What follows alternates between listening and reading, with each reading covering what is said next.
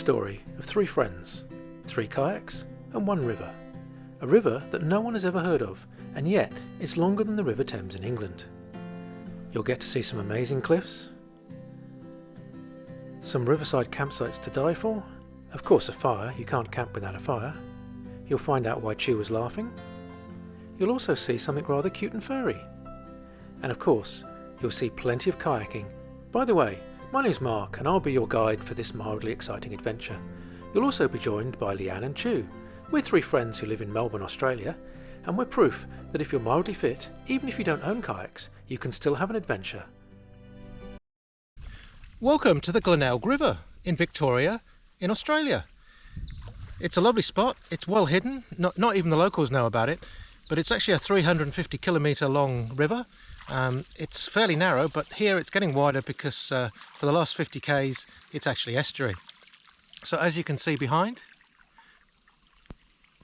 we've just paddled that distance, having just got started. We've just done the first 5k. But before we show you more of the river, let's show you how we got to the river. We hired kayaks from Payson Canoe Hire, who drove us down to the river in their ute, provided us with all the gear, including dry bags, which you can see in the back of the ute, where we could put all our equipment to keep it dry during the kayaking. This is the route we took. You can see we started at Moleside and headed down the river for 50 kilometres of paddling, ending up at the small little town of Nelson. This is the beginning of our journey. The kayak is loaded, and behind me, my fellow paddler Chu, a lovely shot of his arse, yes, packing his boat. Can you see any leeches while you're at it? And we're just checking for leeches because unfortunately we've already discovered 1. Try 3. 3. And I don't know if you can see that, but there's blood on my hand. We paddled off, leaving the leeches behind, never to be seen again. And talking of never to be seen again, Leanne had headed off 20 minutes before us, and we spent a nervous 2 hours trying to find her. So how's it going? Really good. What have we been up to so far? Trying to find Leanne. Okay, how come we lost her? Because she went off without us. And now we don't know where she is. We don't know whether she's capsized, whether she's gone the wrong direction. Well, after a nervous 2 hours, we finally caught up with Leanne. We thought we'd lost her. We were worried she might have even turned right and be going the wrong way. I thought you were going the wrong way. So how long have you been waiting here? 10 minutes? Oh, 10 minutes, okay. 10, 15, yeah.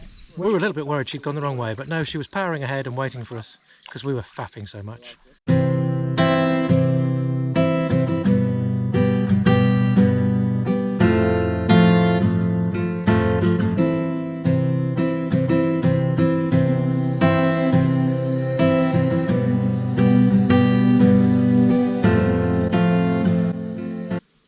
We're actually just stopping here for lunch, having kayaked 10 k's to get here. And while we prepared lunch, these cute little blue wrens hopped around us. We saw literally dozens on our trip. So Leanne, first lunch, what have we got? You got peanut butter jam sandwich with a sprinkle of chia seeds in the middle. Right. And for dessert, you've got peanut butter chocolate sandwich and cookies, assorted cookies. Fair enough. Well, we're not going to starve, are we? No. Chu is rummaging around, adjusting his kayak as we prepare to head off for the second half of day 1.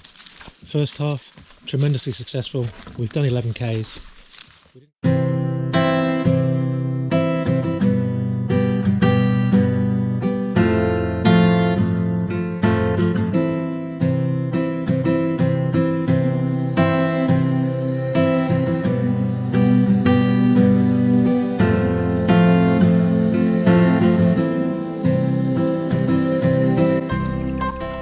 Well, we've made it to George's Rest. Just in between the trees you can probably see some greenery and signs that suggest there is life in there. There's another group arrived here just before us, and Chu is heading in and we're about to set up camp. So Leanne, we've made it. How are you feeling? Pretty buggered. My arms are. Yeah, it's been hard work, hasn't it? Yeah. So time to get the kayaks out of the water and try some camping maybe. And camping obviously involves putting up a tent, which is exactly what we did. For some strange reason at this stage Chu is wearing his tent, but we did manage to get the gear up. We'd actually bought it all new for this trip and it worked tremendously well. We cooked ourselves a great curry, had a few beers and wines, and decided that camping wasn't a bad thing to do at the end of a tiring day of kayaking. Well, I've just walked up a little way from George's Rest campsite, and on the left you can see what looks like a pleasant little shed. For those of you that are not in the know, this is actually a drop toilet. You can probably see the big funnel chimney thing to the left, and that's where all the fumes go out, which means it actually doesn't smell in there, which is quite surprising, because inside is a toilet, and it's called a drop toilet for a reason, because everything just drops down into it, and then they come and pump it out once every few months. So it's pretty handy to have, and let's go in and just have a look and show you the delights of a drop toilet. There it is. It looks like a normal toilet, sort of, but there's no flushing mechanism, and luckily I don't think GoPro is good enough to pick up the light in there, but if there was a light, it's pretty disgusting down there. It's a bit like going up into heights, you just don't look down. Welcome to the bathroom at George's Rest. Yes, this is the bathroom, one tap between everybody. It's just rainwater, it comes out of a tank. It does say here, untreated rainwater, do not drink. So we're obviously not going to drink it, but I'm actually going to risk cleaning my teeth, because I think that probably won't kill me.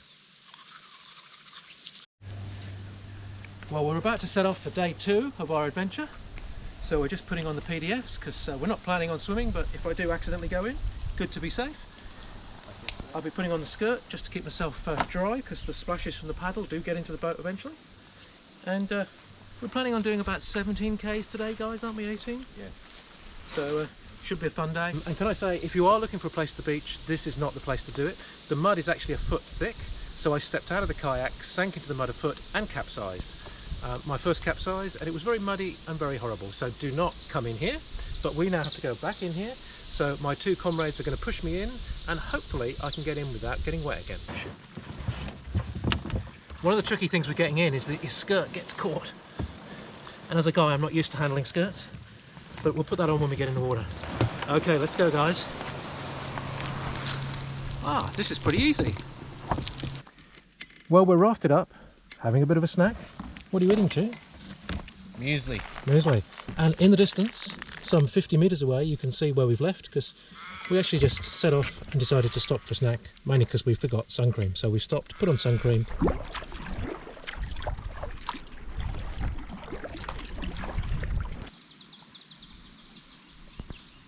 Well, after a gloriously sunny start to day 2, the clouds have come down, the rain has started, and Leanne is looking a little bit dejected.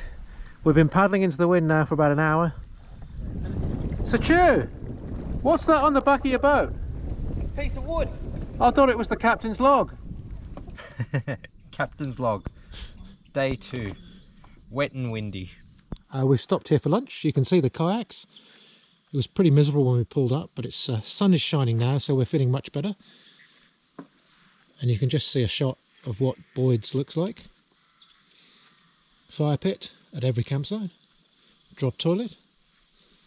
And over here, Leanne and Chu. So what's this you're making, Leanne? Dog food. Cat food. I was going to say cat food. Refried beans with veggies and a guacamole wrap. Looks good. I'm doing the wrap variant. Apparently there's an alternative, which Chu will show you. Would you like the wrap or the tortilla? Well, you're the chef, so could you run through the menu for me? So the menu is guacamole, cucumbers, capsicum and onion.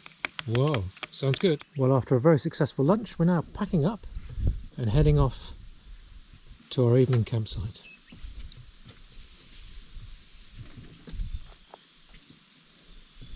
Chu is catching us up, having been the last man to get off the landing. Meanwhile, Leanne is storming ahead, way in the distance. Hi, well, one of the great things about the Glenelg River are these amazing cliffs. They've got some great shapes, holes and caves, and this bit here is particularly interesting. I've actually managed to kayak in underneath it, and there's some amazing shapes underneath here. The tent is up. We've made it to the campsite for the second night, and the view from the campsite is fairly spectacular. We just missed the sunset, but Leanne is making her home comfortable. In a minute we're going to light the fire. Meanwhile, in the darkness of the trees, you can see the legs of Chu, who is manfully wrestling with his hammock.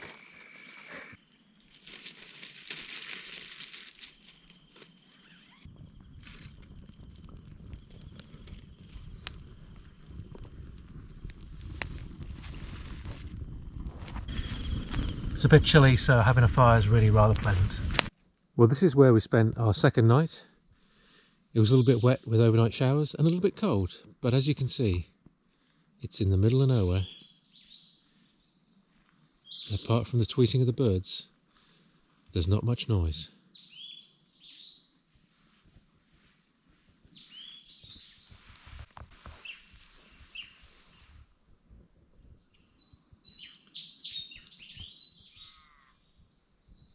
Well, it's day 3. Survived another night under canvas, and in the background you can probably see the river. We're going to head down that to the mouth at Nelson today, so that'll be the end of our journey. Chew is putting on his skirt. You wrap it around your waist, you hoist it up, because if you sit on it as you sit down, it does make for a bit of awkward jiggling. Now I'm hoping Chew's going to fall in now, because that'll make for a great video shot, but instead we've just got a shot of his bum. Off we go. And don't forget to drop your rudder. Thank you. So guys, are we ready for a good kayak to Nelson? Never more ready.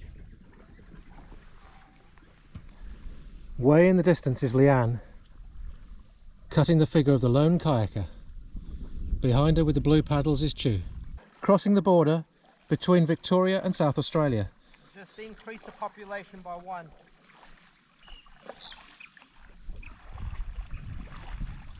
So we're now in the state of South Australia,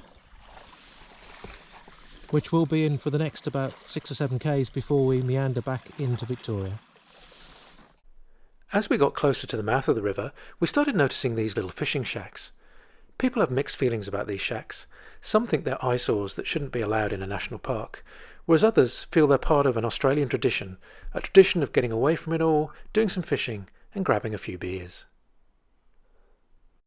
As you head down the Glenelg River, the cliffs get taller and taller and more impressive.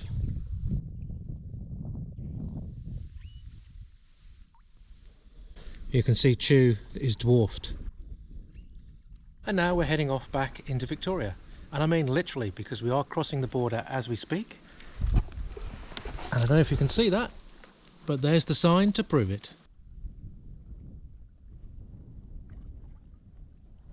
Well, we're definitely getting closer to civilization. There's more of these shacks.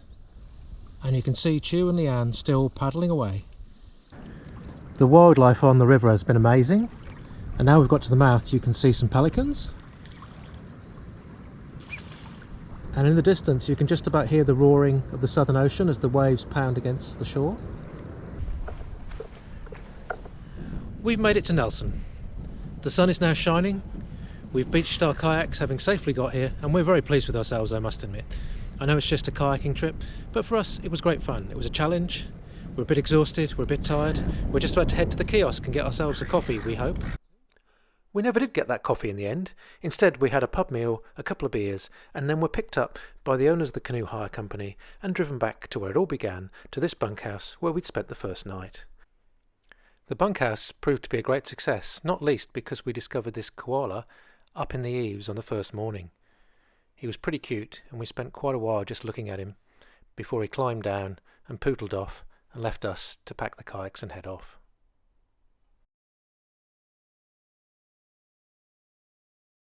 But before we headed for the long drive back to Melbourne, there was some time for reflection on how the trip had gone. What are your thoughts, summing it up? Definitely the peacefulness of where we were. And what about the kayaking? What was the kayaking? Hard at the start until, I think I had 3 days to work on my technique. So at the end I was like, can't feel a thing. So yeah. Exhausting, but well worth it.